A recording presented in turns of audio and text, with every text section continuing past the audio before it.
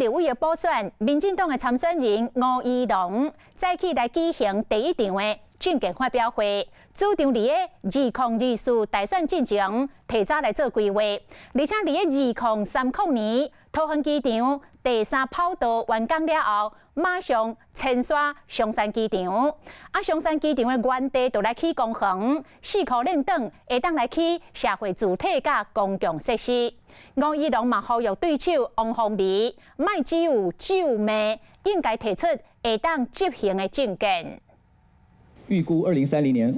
同时准备好迁移我们的松山机场。台北市立委补选敢若剩1个月，民进党参选人吴怡农今仔日透早举办头一场政策发表会，亲像当年姚文智市长宣战的政见，重点要在松山机场刷走，全区保留作为公园，机场附近的近县建区域用在我们社会住宅。因为政策毋是选举牛肉，会当赶伫2024大选进前量早做规划，再当赶伫2030桃园机场第3跑道完工了后随刷走。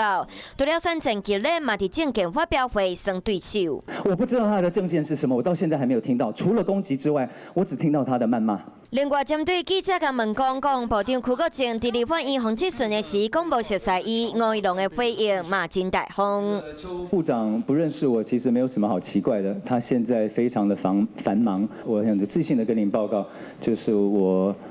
一旦进到国会，会很快的让他认识我。规场的政策发表会，甲问啥，伊拢会回答，都是要用这种真有自信的态度来争取选民的认同。